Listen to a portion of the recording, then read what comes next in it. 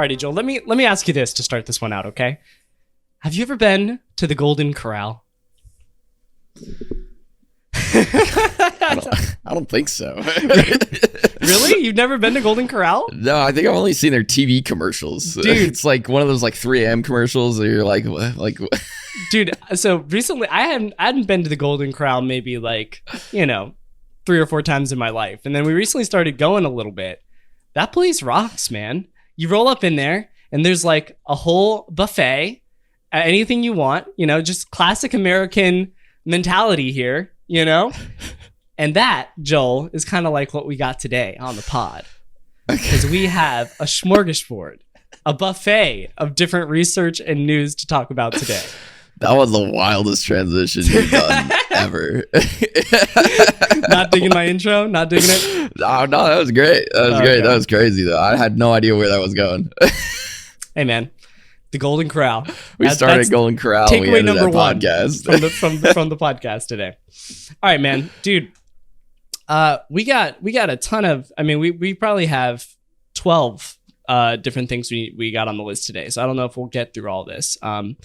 But tell you what, let's not go in the order we have in the doc. Let's talk about this Portswigger research release first, because whenever Portswigger research comes out with something new, gosh darn it, it's going to be a banger. Bro, this is actually the best timing ever because I was testing something and specifically I needed a URL validation bypass. Yep. And I was like, hey, this is extremely topical. And I just plugged it. So for those who don't know, before I get ahead of myself, Portswigger came up with a new cheat sheet. So they have all these cheat sheets where basically like, I think calling it a cheat sheet is a bit of not really doing it justice because it's more like an interactive payload generator, I guess. Yeah. Where basically, they have these for various other scenarios. Yeah, I think the XSS one is phenomenal. XSS one is phenomenal. I think that's probably the biggest one that I'm aware of other than this one. I'm sure there's other ones, but the XSS one is great. You basically just say like, I'm on this browser and I'm in this element type. Give me every payload. And it'll say, okay, you can do on key down, on key up, on load, on hover, on whatever, right? So that's really awesome. They also made one now for URL validation. So essentially you can put in the target domain that it, passes validation. You can put in the attacker domain that you're trying to get to. And then you can set different things like URL encoding, Unicode escapes, whether or not to use special characters. There's IPv6, IPv4, like all these different things. And it just spits out a list and you just copy it to your clipboard and you can paste that in Kaido. You can paste that in wherever. Burp, I guess I should say. Yeah, I guess we should say. Sorry, Portswigger team. It's your product. We should lead with Burp this time. Paste it into Burp.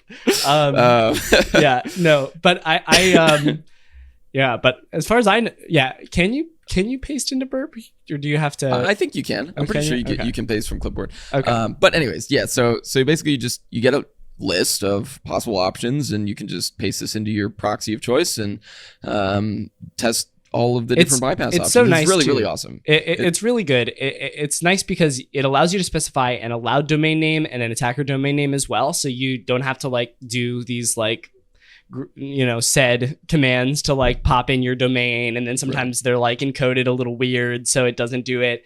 Like it automatically does all of it, which is super awesome. And then there's various advanced settings as well, including like various IPv4 to IPv6 transformations, cloud metadata endpoints, just tons of stuff. Yeah. So very, very cool. Very awesome tool. It also has built into this, it's not just for absolute URLs, right? So like maybe it's for an open redirect or something like that, but it's also for host headers. So maybe you're trying to get access to an internal tool, you're trying to do some vhost bypass. They have host header generation for the same type of stuff. So basically you put in the allowed domain, the target domain that you're trying to hit, and it'll generate you a list of host header options. It also has CORS options. So very, very awesome tool. They made a little blog post about it as well, if you're curious about sort of the background behind it. But I'm sure if you haven't seen it on Twitter already, you can find the link down below. But yeah, very, very helpful tool, especially if you're trying to bypass some URL validation, parsing, open redirects, SSRFs, you name it. This is so pretty too, dude, because you hover over each one of the URLs, right?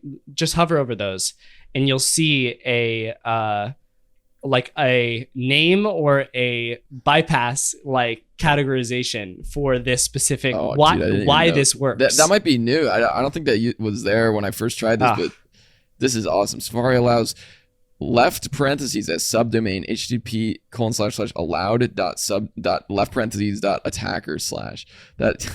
Yeah, these are awesome. It's like really cool. It's like the marriage of Shazzer and like I don't think cheat this sheets. Is, I don't know, like Shazzer and cheat like sheets. the fuzzing side of like Shazzer, where it's like browser specific stuff and all these weird quirks and whatever, combined with just like I have this thing and this thing, get me there. And yeah. Well, I was looking at it though, and it's obviously released by Portswigger Research, but it's created by D4D, and it's linked down at the bottom of the cheat sheet. But so it's not even Gareth, and there is like shout outs to Gareth. Like it says in the big thanks to section, the first one on the list is Gareth Hayes. There's a lot of names on here. I think next time I make a tool, I'm just gonna shout out all the people that I like. And just hope that they're like, oh, thanks. Oh yeah, I don't. Big thanks to Franz Rosen, Orange. Anybody who's ever inspired me. No, this is great though. Really, really high quality thing here. Definitely going to be using that. And man, it saves us so much time too, because there's so much like encoding that you have to do to really like thoroughly bypass things. And you just need that one anomaly, you know? Yeah. You just need that one anomaly to start seeing some weird stuff there. Yep, absolutely. All right, let's see. So, okay, I said on the pod... You want to keep the tool chain rolling? We'll just... we can do that. You want to go down to this one right here? Yeah. All right, let's talk about this. Okay, so... this is really interesting because, oh geez, I mean, this had to have been before COVID even. I was working with Smeagol's on some like random tool, and I think there was a tool called like fast.js or something, or like fast.sh, I think is what it was called. It was like a really old tool, and basically it was just like designed to do like DNS lookups in bulk and like detect good DNS servers and whatever. I was like, oh, this is like really slow. Let's make it faster. And so I wrote this tool called fast.py, and I think I actually released it on my GitHub. Fast.py. Let's see. No. Fresh.py? Fresh.py. That's what it is. Yeah, fresh.py. Yeah, so it was a remix of fresh.sh. Yeah, fresh, not fast. So fresh.sh basically just fetches a bunch of DNS resolvers, tests them, tries to find a list of good resolvers so that you can do big mass DNS lookups. Yeah. I was like, oh, this is slow. So I wrote fresh.py, which did it way faster. And then I also have a private version of it, fresh.go. And and that was very creative naming, Joel. I love that. Thank you. I try to be original. So I completely forgot about that project. And then, I don't know, like a month ago, Smeagol's tweets out that the company that he founded, co-founder of Hadrian, has this new tool called Sanic DNS that does, I mean, it definitely blows my tool like way out of the water. Well, this does full resolutions as well. This is like it's not just like mass DNS alternative. Exactly. It's not just like clean resolver finding. It's very like, okay, 5 million lookups per second. Dude, that's insane, man. I feel like the resolvers, at 5 million like resolves per second, you're just gonna like the resolvers are gonna be like, okay, that guy is actually becoming a problem now. Like it's one of those things where like, so I think the only time I really hit this crux was when I got 10 gig service at my house in California. Oh my God, dude. And here we go again with the 10 gig service. Here's the thing. When you get internet that fast, you realize, oh yeah, most things actually aren't designed to like work with networks this fast. And I think you're probably going to find a very similar thing with Sanic DNS, which is that like most DNS resolvers and infrastructure is not designed to do 5 million requests per second. So that's definitely going to be something you're going to have to probably work around a little bit. Yeah.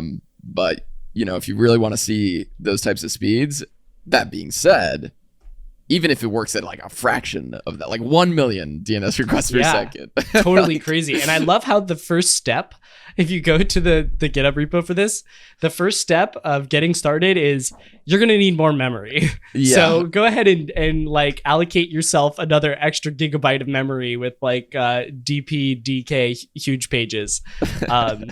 So that's pretty hilarious. Also, can I just say I love the artwork for this? Like they just got Sonic, like gotta go fast, and then the Sanic meme in there. So is that meme actually Sanic? Like is that what that's the Sanic meme. Okay, I was disconnected from that one. I thought they were just being silly with Sonic. Her dad, and now he's like full boomer. Yeah, hey man, like completely disconnected from internet culture, from internet memes. Great, thanks for that. But yeah, dude, this is I think this is, every couple of years we see a core tool that I think is used by a lot of people get unseated or whatever, right? Somebody takes the crown. And I think this one might take it from MassDNS. I've used MassDNS for the past a long time, and it looks like this might be the move now. And I actually passed this off to Donut as well because, Donut's kind of like my go-to guy when I'm talking about high performance tools. I'm like, because he knows what's up with that, right? He wrote a really high performance port scanner and stuff like that, and he just sort of skimmed the code and took a look at it, and he said that it seems like they're doing all these things right. They're using something that I had never even heard of called XDP sockets, which apparently stands for Express Data Path Sockets, which I guess is just express sockets. I don't know, like sockets, but faster. I think it's like basically like kernel level sockets. Oh yeah, is sort of the idea. I mean, like there's a certain point, right, where you start to get capped by userland stuff, and you need things to be like lower level or higher level, I guess, lower level, whatever you want. Yeah, lower level to be optimally fast. So like one of the things that's in the README that it talks about is like it has this I40E driver support, so it can bind directly onto the NIC. Like, oh really? And it works with like 10 gig and up, right? So it's like 10, 25, and 40 gig cards. Oh my gosh, like Intel NIC cards, and then it can do. They said on a 40 gig line they were able to do 7.5 million requests per second. Oh my gosh, that's like with their own resolver. But even still, like that's just like redonkulous. So very, very cool. I feel like this is one of those tools that you develop out of necessity, which is pretty awesome. So it just kind of shows you like what sort of like the end game version of like DNS lookups and stuff looks like when you're like really trying to do it at scale and do it efficiently. I wonder what Asset Node is doing with DNS lookups, like whether they're wrapping MassDNS or whether they've got a custom solution. To say, I've had some really in-depth conversations with the folks over there about how they do stuff. I don't think I'm gonna say anything specific, but they definitely do some really cool stuff. And similar to this, you have to push sort of the boundaries of how you're like. You have to really rethink how you do stuff in order to break through these sort of limit caps. Yeah, I agree.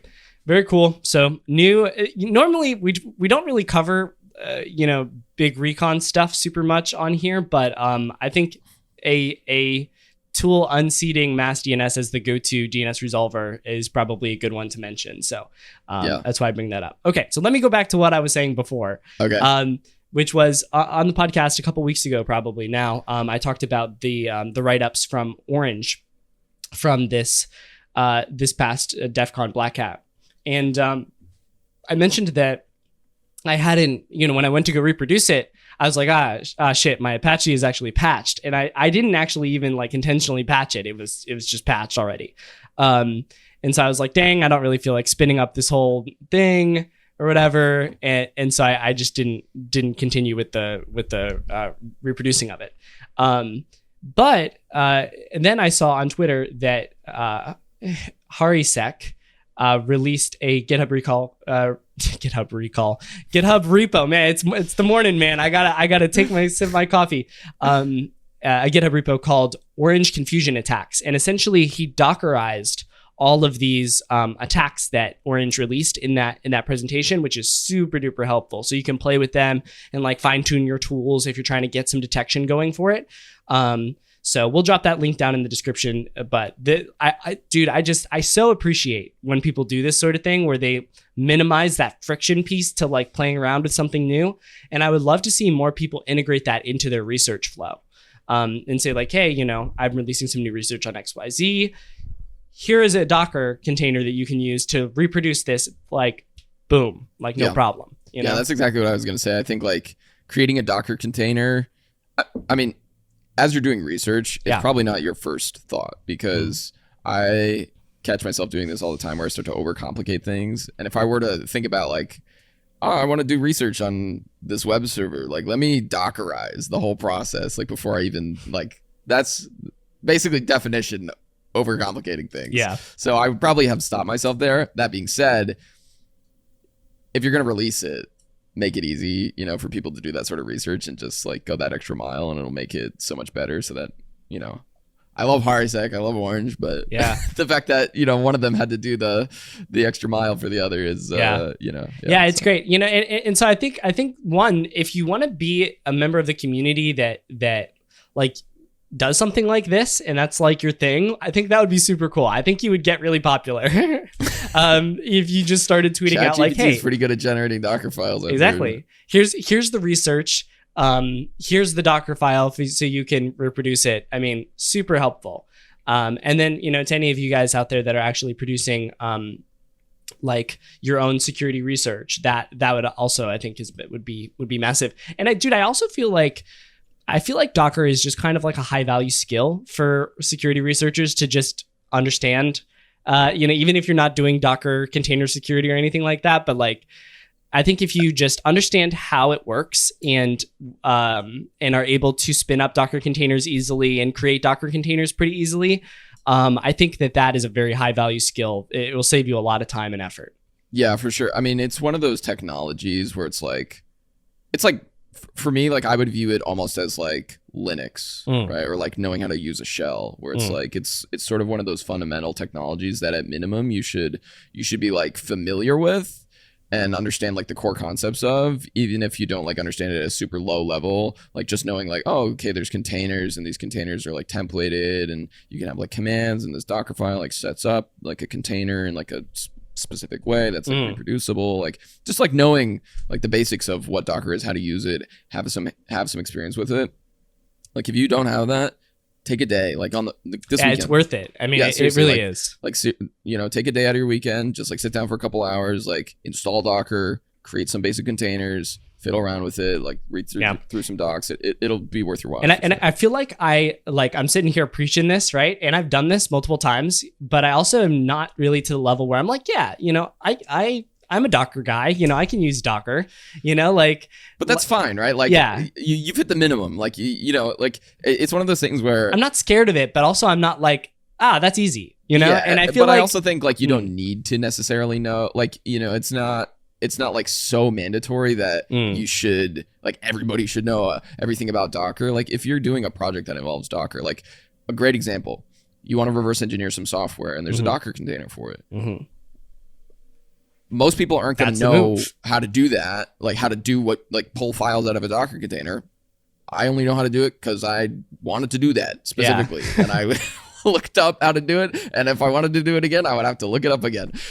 So like, it's just one of those things that like, you get familiar with it out of necessity and, learn it as you need it. Right? Yeah. I feel that, man. Yeah. I think for me, it's not something that I use super duper often because I'm not doing a lot of this like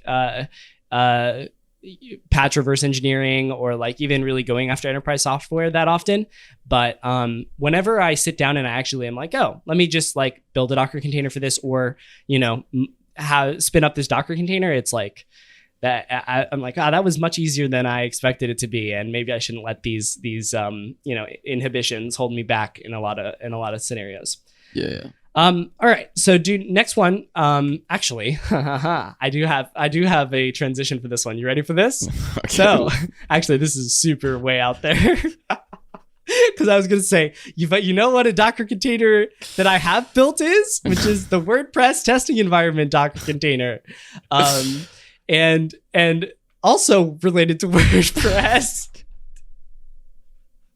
Cut. No, Joe. We don't do cuts on this podcast, man. We don't do cuts. All right. No. So I did want to shout this write-up out though, because it's super good. So. The write-up, of course, that I'm talking about is the WordPress GiveWP POP chain to RCE write-up done by Mr. Tuxracer.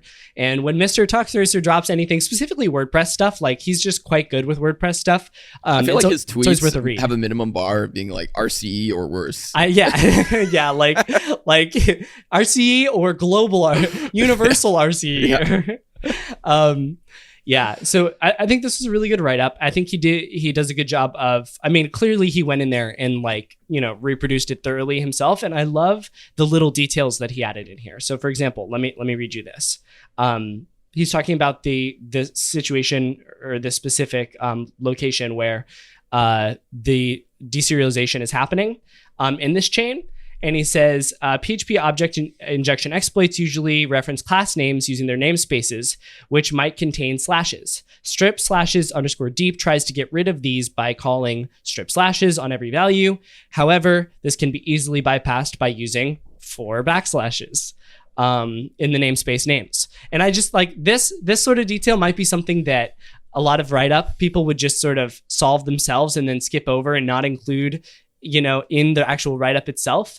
But I find stuff like this extremely useful and also kind of counterintuitive. Like, why does strip slashes allow a backslash in the actual final result? Like, that shouldn't be how that works. And so I literally sat down and I was like, all right, I got to play with this. So I spun up a little PHP thing and I was playing with it. And essentially, I think the reason why it works is because it will escape, if you have 4 backslashes, right? It will convert the 2 backslashes. It'll remove one of the backslashes, right? Because one of them is an escaped character and one of them is a backslash. It'll remove that. So it's just a backslash. And then it'll do the same one for the next one. And now you've got 2 backslashes right next to each other, which is an escaped backslash again. So it produces a backslash. And it's just not something that I would have really intuitively tried to in this situation. So it's just great to be aware of the fact that strip slashes can be bypassed in PHP. Yeah. So dude, this is one of those mental gadgets, right? Yeah. It's like the little nugget that you get from reading this. Like, you read through this, cool research. Mm-hmm. Does it apply? How many times are you going to see GiveWP? Probably not that often. How many times are you going to see an outdated GiveWP? Almost never. However, that's not really the important part. Right? The important part is, how does this work? Like, understanding that. And then separately, the little nuggets, like the strip slashes and how that works. Because the next time you see something, maybe it's PHP, maybe you don't know it's PHP, maybe you do some fingerprinting and find out it's PHP. Now you have something to add into your payload specifically targeted towards PHP, because maybe they're using strip slashes and you can exploit it in this way. So it's just, those little mental gadgets. Yeah. You don't even have to remember it specifically. You're like, oh man, what was that? But your brain it'll notice it, right? You see strip slashes and you'll start staring at it and you're like, why am I staring at strip slashes? Like, why do I feel like there's something weird about that? And then you'll look it up. Start searching strip slashes. Bug bounty RCE. Yeah, exactly. Yeah, exactly. RCE will get you there. Yeah, no, that's great, man. A couple other takeaways that I had for this one was the entry point for this attack, and we talked about this a little bit way back in episode, I don't know, whatever number it was, where we started. We talked about WordPress security a lot. But one of the main ways to do WordPress security in a lot of the API flows is to have these nonces in place. And sometimes these nonces will only be accessible from pages where admins can access or something like that, right? But technically the endpoint where you utilize the nonce doesn't actually require that privilege. right? Anybody can hit that endpoint, but if you don't have the nonce, it's going to freak out, right? Dude, so it's as I was reading through this, I was like, oh man, the stars just keep, it's another one just aligns. Yeah, no, it's beautiful. But I think that's a really good call out for anybody who is looking at WordPress stuff, is like, if you have the, where they're doing the add action and it's WP_Ajax, right? That can be triggered by, even a subscriber level user, right? And if there's not an actual permission check on that, there's just a nonce verification check, then you may be able to leak that nonce and actually call that function still. And, even more so if it's like WP Ajax no priv, and you can just hit it from an unauthenticated perspective, or like admin init or something like that. So, we've got some automation actually set up in the Critical Thinkers channel for the data streams section, where we automatically scan every new commit done to WordPress plugins above 50,000 installs. And we use a AST tree to go through. Wait, AST tree? Yeah. The tree? Abstract syntax tree? Yeah, abstract syntax tree, to go through and like look for these verification nonces and lack of ways for checking various roles within the WordPress APIs. So we catch a lot of those bugs when those come through. I think that script probably pops out a couple CVs a month at least, that just get handed off to the Critical Thinkers community, and they make a couple bucks on it here and there. But I think this sort of situation where you have a nonce and the nonce is in place, but the nonce is actually leakable, is a more complicated situation that would be a little bit more if you're doing intentional research on a plugin. Yeah, absolutely. And on top of that, yesterday, I got an email. I'll give a little free shout out here. Okay. From the WordFence folks. All right. Who are now running a couple different bug bounty promotions on their thing. They've added XSS vulnerabilities on anything over 1,000 plus installs into scope. They have increased bounties. They have a new install tier for plugins with over 5 million active installs, with bounties up to 30K. So, wow. I mean, we have alerts for plugins. Yeah. There's some new research on plugins. There's some higher bounties for plugins. So maybe this weekend, if you want to go check out some of the WordPress plugins and go get some 30K bounties. Wow, 30K is a serious bounty, dude. Yeah, that's legit. So very cool stuff. And I don't think WordPress is going anywhere anytime soon. So it's used everywhere, man. It's everywhere. It is really a high value thing to know the ins and outs of. So the weird thing is, like, it'll be used on like sites that you would never expect to be WordPress. Like, you'll just run recon and like my nuclei will say, hey, by the way, this is running WordPress. I'm like, heck, this is running WordPress? And then I run a WP scan, and it's got like all these different plugins. So definitely not going anywhere. Yeah, I'm gonna look up the episode really quick. Popping WordPress plugins methodology brain dump. Episode 55 is the one where we are joined by that WordFence researcher, and we kind of talk about what the approach is to hack WordPress bugs or find WordPress vulnerabilities, because at the end of the day it's PHP, right? So of course if somebody's just putting a PHP file out there and they're just like echoing $_get whatever, then you're gonna get XSS. But there's also a lot of custom PHP WordPress synergies that happen. Bro, the only thing I'll say is, the only times I've ever used PHP ever is in the most hacky of situations. It like, I never write a PHP POC when I'm like, I just need something normal. It's like when I need really weird, like I need to add a header in the response in real time. No, like Joel, that's a you problem. I'm running eval and like the head, like. Dude, actually, have you seen the whole? And we won't rabbit trail down this for too long. But have you seen the like movement lately surrounding like reverting to PHP and jQuery and just shipping really fast for like? Dude, let's go! I'm so here for it. The levels IO, like.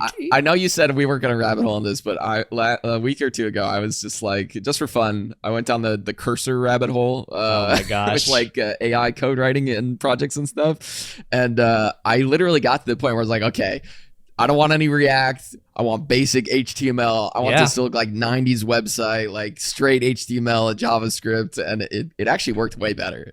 Dude, it's a real thing, man. I think there's something to be said about just Take me using back, the bro. minimum Take me back. required, technology to do it. Okay, all right, Joel. I'm reining us back in. Okay, All right. last comment that I want to have on this one is, if you're not familiar with pop chains, I think that's a pretty cool Vone class to at least understand if you like to geek out over stuff. And it's a deserialization technique, but man, those things are fun to research. And when we were going down the WordPress rabbit hole back earlier this year, it's just, I had so much fun hunting for pop chain gadgets to allow to pivot from class to class and actually get arbitrary code execution. And this example here in the blog post by Mr. Tuxracer is pretty awesome. I think he pulled this graphic from he pulled it from the WordFence team's blog. But I appreciate when they break down all that and allow us to see the beauty of what a pop chain looks like in its full glory. Because this is 5 steps before it even gets to the code execution. So you're in deep by the time you actually pop something. Yeah, very much so. I mean, it's one of those scenarios where you're like, is this actually gonna pop? And when it does, oh man, it feels so good. Feels so good, dude. All right, awesome. Where you want to go? Another tool. Dude, all right, hit me. It's Tool Tuesday. Okay. It really is. Joel, hey man, hey, thank you for evening the score, because I did a crappy transition earlier. So, all right. Tool Tuesday. All right, you're done talking now. No, wait. That was the best transition of all time. Go. All right. So, Yes We Hack has released a tool called Xsstools. This has been around for a while, though, dude. Just FYI. They released it 3 years ago. It's crazy. I have literally never heard of this thing. You linked this, right? Up until 5 seconds ago, I thought this was brand new release. I linked it to one of my friends who was like, "What? This is cool." So this is awesome. The best way I can analogize this, I can make an analogy for this is. This is a terrible analogy. Oh my God. I'm sorry. This is maybe the worst way I can make an analogy for it. Anybody who's used pwn tools before for like native exploitation, binary exploitation. So pwn tools is like this Python library that you can import, and you just do like from pwn import star, and then you just have all these functions that are like awesome, like helper functions. You can like decode stuff. This is actually pretty rad, dude. Breakpoints, whatever. So this is kind of like that, but for XSS. So it's like this library. You just import this .js file, and then it gives you all these functions that you can call. So you just do like payload.new, then you do .add exfiltrator, and you give it a function to exfiltrate, and you do .eval, and then it like runs some code, and you .exfiltrate, and it exfiltrates it to your exfiltrator, and .fetch DOM, and it like gets a page from the right. So it does like all these like it's just a lot of helper functions that like if you were to write an XSS payload, like you have an XSS, you want to exploit it and like build out a POC. Building out the POC is big pain. Jeez. it is a big pain, dude, much like your throat is experiencing right now. but no. It's really awesome. The exfiltrators piece I think is really cool too, right? Because listen to this. Listen to these exfiltrators. Post message exfiltration, get based exfiltration, send beacon based exfiltration, image exfiltration, iframe exfiltration. So like it's got a bunch of scenarios for ways when you have limited exfiltration methodologies, and you don't have to like go and write all this custom code for it. You just import the library and boom. So yeah, dude, BitK dropped this on me when he was doing the prototype pollution masterclass in the Critical Thinkers Discord, and I was like, wow, how have I not heard of this? Because I feel like this would save a bunch of time. But also, let me just say, this kind of gets like this. I think this was way cooler before AI, because like now I literally just go to ChatGPT or whatever, and I'm like, all right, write this to do this, and then it just does it, and it works so well. The one thing I will say though, I think there are probably some areas where you can improve this a little bit, because Like ChatGPT is good for like basic stuff. When it gets like more complicated, it's okay sometimes. But like when you're talking about exfiltrators, I'm thinking, okay, let's add the Portswigger CSS blind exfiltration technique as an exfiltrator. And let's like update this because this is, 3 years out of date now. So there's probably some other exfiltration methods that have come up since then. That's the first one that came to mind. And then, in those really weird scenarios, I think this still has a really good use case where you want to write a really high quality POC that just works and you can just do this. And it just works. Yeah. So, dude, but also check this out. Like, there's a payload here within here that says start keylogger. Like, that's the kind of stuff that it's nice to have like modularized, right? Because it's like, I know it's possible. Is in the README. It's awesome. Yeah, I know that it's possible for me to like do a keylogger, but then I gotta like write all the JavaScript and like exfiltrate it out. But this thing will just automatically do it. So. Okay. Okay. Also, I'm sorry, Joel. The other thing that I was really excited about, which is kind of ironic because it's clickjacking, but is the clickjacking functionality here. Okay, so listen up, critical thinking listeners here. Okay, I'm not saying that clickjacking is a valid bug. You heard it here first. Most of the situations. At the bottom of your reports, Writerator told me that clickjacking is a valid report. Joel, please accept. Stop. Bounty, please. No. But there are scenarios. I have had a clickjacking accepted as a high when you have like a clickjacking on, for example, on an OAuth approval page, so where you can just force the button. They click one button and now their account is pwned, right? Valid. The thing is, these things are a pain in the ass to write because you've got to like align all the things and where's the button? Who knows? And it's a whole step. But this library has a clickjacker functionality. And all you have to do, I'm just going to read from the README here. Writing clickjacking code can be tedious. With Xsstools, you only need to supply the position of the target element on the target page, and then you're good to go. And I'm just like, yes, this is what I need. It's so good. I mean, this is awesome. I love little helper tools like this. And okay. Bad transition number 2. Are you ready? Are you done with this one? Are you ready? No, I'm not done. Okay. Also, okay, finish. Okay, let me just say, let me add one more thing about the clickjacker. Okay. Not only did they build that into it, right? But they also gave us this little one-liner down at the bottom that says, "Hey, you can find the bounding box interactively using this code." So they just give you like a JavaScript one-liner that you can just toss into your script console. It's these little snippets, dude, man. It's clutch. The little nuggets. It's so clutch. So I'm sorry. That's all I wanted to say. It's just really helpful for XSS exfiltration and in clickjacking POCs. So okay, take it away. Go ahead. Okay, well, the impact is right here. They give you the impact in the README, and what else reminds me of impact? Somebody in our Discord in the hacking channel. Oh my God, Joel, that Volent. Okay, this guy. This was nuts. This was nuts. Crazy. I'm not gonna lie. Like normally, I'm like skeptical of text injection, HTML injection, whatever. Okay, this is pretty big brain. I will not lie.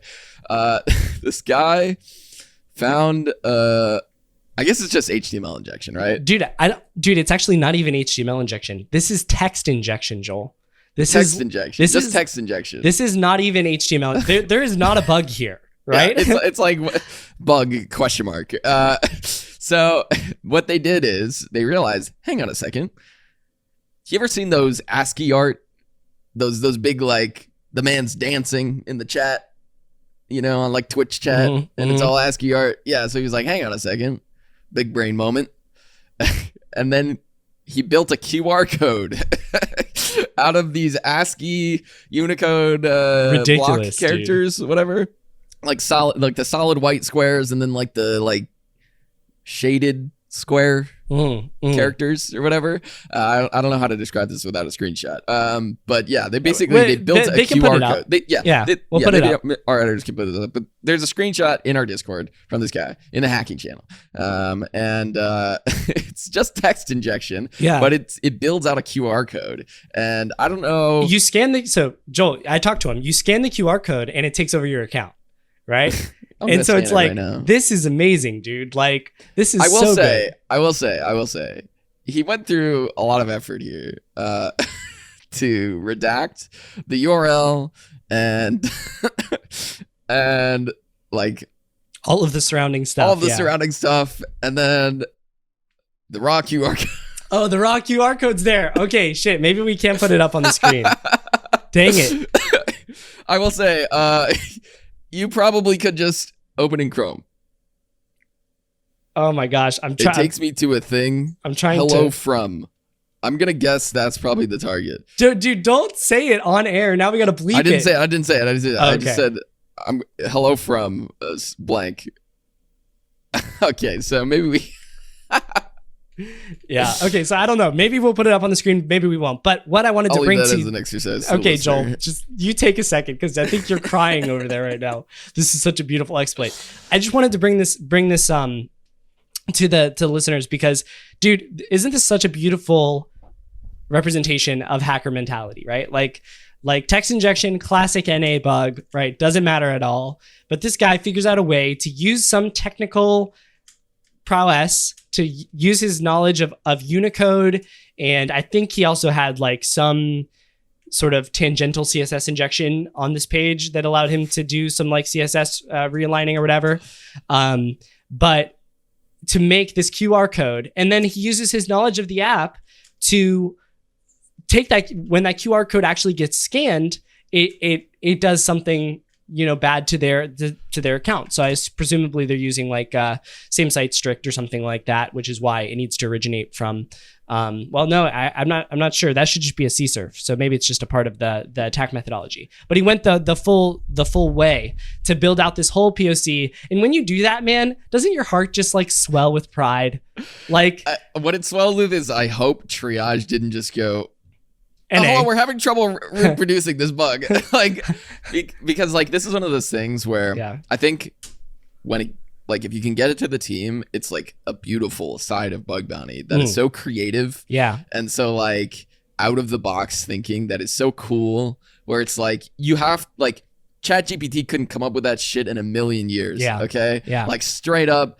You could feed that prompt. You could click the regenerate button 1,000 times. It'll never be like, you should generate a QR code with ASCII characters with your text injection, right? Like it's such a cool, like unique attack scenario. And it's so creative. Like if I had received that, I'd been like, all right, at minimum, low bounty just for creativity. Well, dude, I think it also just kind of pays for itself a little bit too. Not to say that you don't need to pay for these super crazy bugs, because I think the company should, but like when you get to the end of that I just finished a POC last night for a bug that I am super proud of. That's it's funny. I call it like a Matan Bear bug now after that episode, because it's like, and then you do this and I grab this cookie and then overflow the cookie like this and that and the other thing, and it comes together and it's so smooth and clean, and you just it feels so good, and then the next morning triage goes, hey, do you own this domain? Yeah, exactly. Lovely. Yeah. It's ups and downs of bug bounty, man. That's something that's never happened to me before. Let me just thank you for that, Joel. But yeah, I think shout out to Balint here from the Discord. This is a very cool strategy of text injection and Unicode characters to build out a QR code. Very cool. Very cool indeed. All right, let's see what else we got on the list for today, dude. Okay, let's jump back up to this browser tracking protection thing. Okay. So I'm gonna let you take this. Yeah, one, I got you. This was dense AF. Yes, it was. It was very dense. I didn't even know this was a thing, by the way, and it took me a very more Google searches than it should have to even find out what this ITP thing is. I was like, what is ITP? And it was like, ITP is a mechanism for, I was like, no. What is it? Yeah. what does ITP stand for? Yeah, exactly. And so essentially what this article is, and we'll link it down below, it's bypassing browser tracking protection for Core's misconfiguration abuse by the PT security team. And essentially what this blog post does is it details Safari's and Firefox's answer of sorts to Chrome's same site lacks, okay? So what they've done in Firefox and Safari is they've implemented tracking protections that happen by default, which prevent cookies from being sent to third-party domains so that you're not getting tracked by like, oh, you came to this website and there was like a pixel for whatever and it set a cookie and now we know who you are forever, right? And and these have been kind of foiling exploits for a little while. Like I've heard some murmurs in the critical thinking Discord and in the community a little bit of like, man, this exploit works fine here, but it doesn't work over here. Like, why is that happening? And it's because Firefox and Safari have implemented these. So the TLDR of the situation is that you won't be able to send not top level request, so like a fetch request or whatever with credentials with it in Safari or Firefox if you don't first do a window.open to the vulnerable page, okay? And so what this means is that if you do see vulnerable CORS configurations nowadays, typically I've been kind of not paying attention to those very much because same site kind of screws with that if it's cookie-based authentication, which it has to be for that. But this is still very possible in Firefox and in Safari because you just need to harvest one click to open up a window. And when you do that, at least in Firefox, this is the case, there's a relationship between those two domains stored for 30 days. So let's say I do it from my poc.rhinowriter.com to google.com. I do a window.open, right? So now poc.rhinowriter.com can send credentialed requests to google.com for 30 days, okay? And so all you got to do is do that window.open and then you're good to go. I think Safari, you have to wait like 2 seconds or something like that because of something janky. Yeah, it's kind of weird. You got to use like a set timeout or whatever before you can send the request. But this attack still absolutely works. And the majority of this blog post was just explaining the setup and explaining what this thing is and the way that they went about, building a test environment for it, which is cool and helpful if you want to play around with it a little bit more. But I was a little bit underwhelmed when I got to the end and I'm just like, oh, it's just like window.open. Okay, cool. I'll do that. Crazy. That's really, really interesting. It kind of reminds me. So, I don't know. I don't think I added this and then I removed it because I knew you wouldn't have time to read it. But I don't know if you saw, there was this CTF write-up. Oh my gosh, dude. From IDK CTF 2024. And this... Is this the iframe thing? Yeah. Dude, yeah, I read it. Dude, my mentee sent it to me as soon as it came out like 3 days ago. Yeah, and I woke up and I like looked at the message. I was like, oh, what's this? I clicked on it. And it was like 6 a.m. in the morning. I was reading it groggy and I'm like, oh dude, my gosh, this is insane. I can't even process any of this. It's insane. But like, there's a lot of this like sort of similar behavior where like, if you like load a page first, then it like it sets like different CSP behavior or like, sorry, not CSP.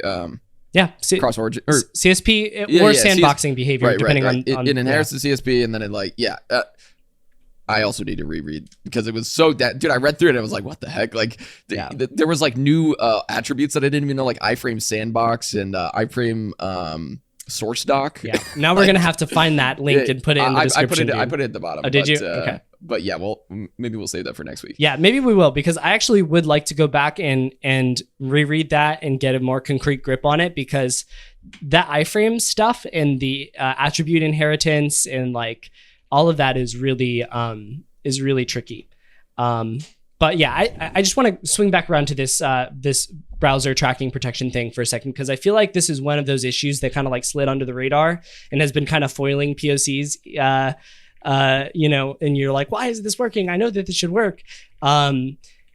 This is very well could be the reason if you're in Firefox or Safari. So just do a window.open to your target page anytime within the past 30 days from that origin, and you're good to go. All right. Oh, here's the other, dude. I had another one more interesting takeaway from this. This setting is not I was kind of curious about how this setting gets stored, right? Let me take a sip of something real quick, because my throat is hecking up. Okay. This is not stored. I was kind of wondering how this was stored, right? And so I was like, I wonder if this could actually tell us whether we have been on a specific website or not within the past however many days by detecting whether we could send a cross-origin request to that website, right? And it turns out you can. And even if you go and you clear your browser history, if you go to that website and you send a request and it sends cookies, that setting is still there. Okay, bro, hear me out. Yeah. There's a canary there. I don't know if you realized it, but in the same way that you can like CSS exfiltrate with like, you know, like the sort of like true, like if it goes through, then that's an indicator. So, you know, you could brute force like, you know, it's a cross-site leak of sorts, right? Right. Yeah. Right. Like, you know, if the request goes through, then you know that path exists. So you brute force paths until you hit one that exists. And yeah, I mean, you. But here's the thing: you have to control. Be incremental, right? You have to control JavaScript execution on the website of that origin. Oh, the target. Yeah. So if they clicked on the link, then you should already be able to know that. Okay, that's a little. But trickier. yeah, it's more interesting from like a just general overall security perspective, where it's like, okay, well, I cleared my browser history, but also this, you know, if I go to, you know, whatever website and say fetch. Has the user clicked on a link from this website and gone to another website? And yes, that setting is still stored. So I just thought that was an interesting little tidbit. I don't think it's an actionable vulnerability or anything, but there definitely is some interesting nuance to it, because you can, if you do get an XSS, you could even trigger this attack from the client side, right? Yeah. And if it does go through, then you have a true or false on whether the user has logged into a specific, you know, or clicked on a link from this website to a different website in the past 30 days, which gives you a decent amount of time range on it. So yeah, I don't know, man. A little bit weird, a little bit fringe, but I figured I'd mention it just because generally security related. Okay. Yeah. Let me see. Yeah, this next one. All right, I'll take the DOM clobbering one as well, if you don't mind, because I've been playing around with this lately. Sure, I saw this so tool fun. and I was like, again, it's Tool Tuesday, man. Yeah. Tool Tuesday. Yeah. Well, so essentially, how this conversation started is I think somebody in the critical thinkers tier was asking about DOM clobbering. I think it was like XSS Doctor or something, and then Jay Haddix hopped up in there and dropped this research on us, and we're like, whoa, what is this? And there's some really great research. I mean, I think this has been around, this was 2023, so it's actually pretty recent research from somebody named Sohail Kodayari. Sorry about that. I did my best. But it's everything you wanted to know about DOM clobbering, but we're afraid to ask. And I think this is a really cool presentation for anybody who wants to like understand DOM clobbering at a basic level and understand how to start exploiting it. And there's lots of great information in there, but the real gem that came out of that was this domclob.xyz website that documents a bunch of like DOM clobbering functionality that you can use to essentially clobber certain variables inside of a DOM when you only have like HTML injection versus XSS, right?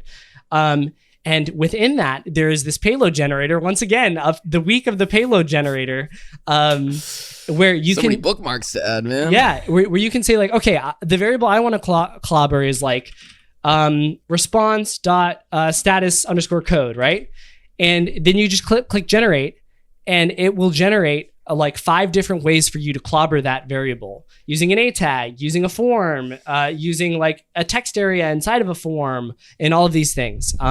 And I just think once again, that makes our life much simpler because we know that's possible, but now we got to go and research, where's, what elements should I use? Right. Is it ID or is it name? That's one of the things that is kind of tricky about DOM clobbering. So this payload generator makes it much easier.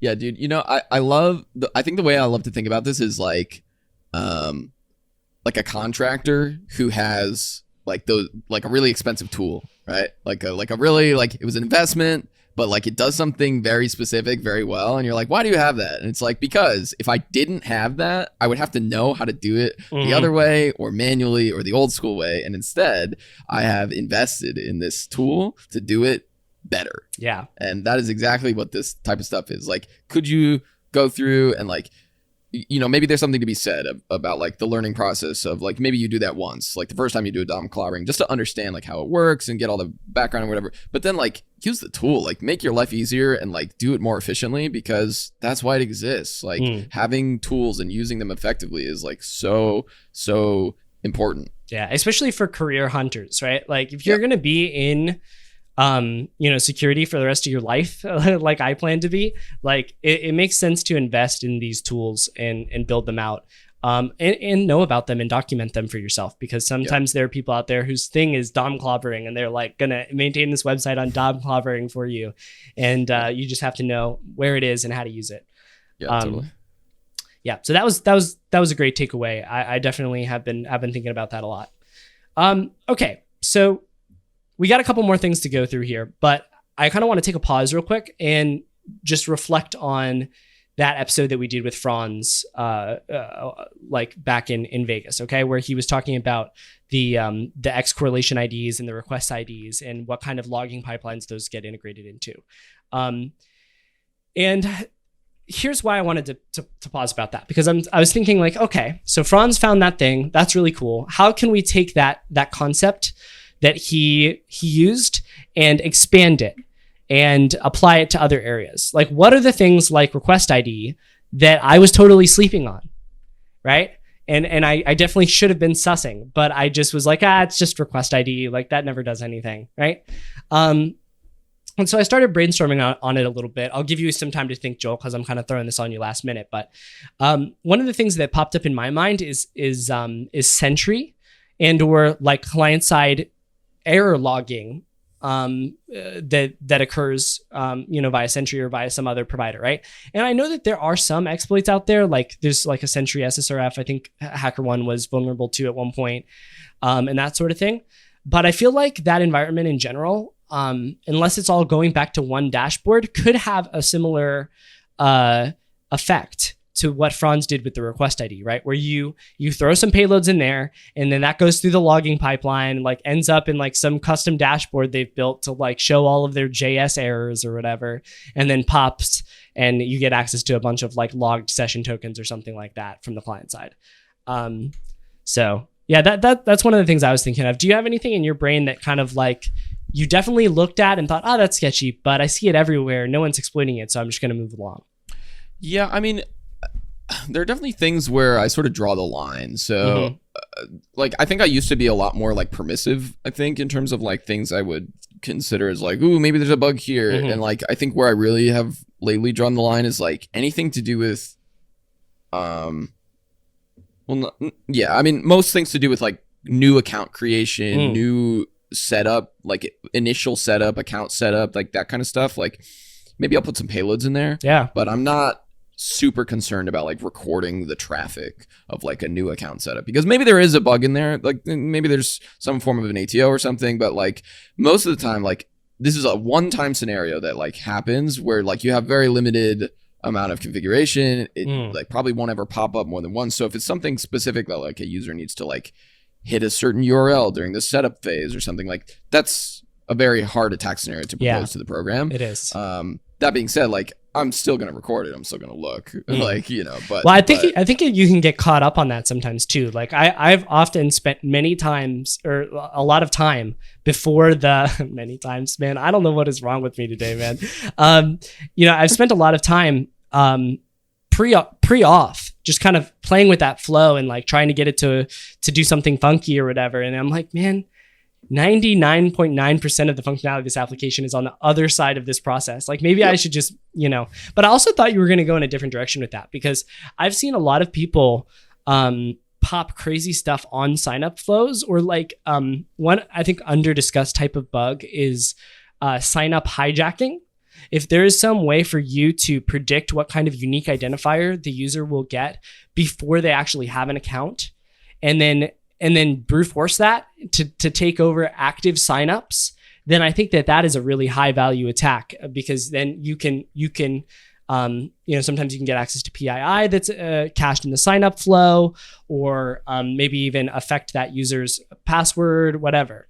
Or maybe even just automatically get logged into their account if you just I accept the terms and conditions, and that's like the last step, and then it says, okay, welcome to the website or whatever. Right. So yeah, I think this is kind of like what we talk about when we say everybody's got their own set of eyes for testing, right? Franz looks at the request ID and says, I think that could be weird. And, there's people that look at the sign up flow and be like, that seems a little odd. And then the rest of us sort of skip over it. And that's why it's important to have a variety of hackers hacking on your program, rather than just like one pen test company you use every year over year. Yep, for sure. Yeah. Did you have anything else you wanted to add to that? Things that are like X correlation ID that you think might be sketchy, but you haven't taken the time to dive into? No, but I think just generally speaking, it's a very healthy mindset to not get so systematic about it all. Yeah, repetitive, autopilot, right? Yeah. You don't want to just be like, oh, I've seen that header a million times. Taking a step back and thinking, what is that header? Have I ever thoroughly looked into that and seen why did they send that header? Yeah. There's some reason. It's not just there for no reason. Some technology is sending it, or some tracing behind the scenes, or it's there for some reason. You don't put something in an application for no reason. And I think this is another reason that I really advocate for spending a lot of time on an application. Spending more time than you are, comfortable spending, because you get to the point when you're out of ideas, and then you sit there and you're forced to be creative. You're forced to think, all right, well, what if there was a, RCE in the request ID, header, right? Or that sort of thing. And you try those things out and you grow as a hacker. So spend time, go deep, guys. Absolutely. The last thing that I wanted to mention on that was, I think those endpoints that return a 1 pixel GIF, I think are mostly just kind of used for logging or the tracking pixels. Yeah, tracking pixels and stuff like that. Those don't necessarily, I've never seen anything weird with those, but I do wonder where all that data ends up and what kind of vulns there could be there. So just a couple thoughts that I had surrounding all that. Yeah, absolutely. Okay, last thing. Second to last thing. You posted this link, and I was very confused because it does nothing for me. So maybe you can... Yeah, the one to my website? Yes. Okay, well, hold up. Did you... Oh, shoot. Did I... Oh, wait. Now it even does even less of something, actually. It wasn't doing that before. Well, no. It works. Yeah, click at the beginning of the link. Don't click on the middle part. So this is just here, I'll send it to you in Discord. This is just a little quirk of HTML that I found out the other day that, I want to say I mentioned it on the pod, but maybe I didn't. So I just wanted to go ahead and mention it, which is that you can, if you have a tag injection, you can actually trigger a post request, which is something that I didn't know. Wait, it still doesn't do anything for you? I'm clicking it and I'm looking at my network tab and there's nothing. What? No, it works, dude. You're tripping. I'm on the latest Chrome. You're tripping, dude. It works. So essentially, let me just tell the people about this, and we'll troubleshoot your janky Chrome instance afterwards. Okay. So essentially, if you have an A tag, which I feel like is one of the more common places where you can get an injection because A tags are allowed in Markdown, and sometimes you want to try to trigger a post with that because you want to trigger like a CSRF on the website, and it's like. Maybe it's origin based or checks for CSRF or something like that. And if you are able to smuggle in the ping attribute, then when you click the link, it will execute the link, but also will send a post request to wherever you set the ping attribute to. And in the post request, Joel, I don't know why you can't see it, dude. I don't know why, but it contains some interesting things. It contains a header ping from and ping to that contains the full location href of the page that you're on. So are you on Firefox? No, I'm on Chrome. Joel, that's so weird. You've got some filter on for sure, or something like that. You think? I'll open it in Incognito. Yeah, just try that. But the ping attribute I thought was really interesting because I didn't know that you could trigger that post request specifically with an A tag. And I think this could be helpful for one, leaking location href via these ping from, ping to headers. And then for two, I think this could be applicable in sort of like a client-side path traversal / text injection or HTML injection to CSRF environment, right? Where you can sort of create this A tag dynamically. And when the user clicks on it, you trigger some CSRF that happens on the website. And I think this would also be really helpful in an environment where there are same site strict cookies, where the request must originate from the same origin for the cookies to be sent. So if you can get an A tag injection and add the ping attribute, then you can trigger that post request. Joel, do you still not have it, man? I'm gonna send you a video. Oh my God, Joel. All right. Well, all right. Let's end it here. Let's call it a wrap, and I'll go troubleshoot your instance. All right, let's go. Okay. All right, dude. This is a good episode.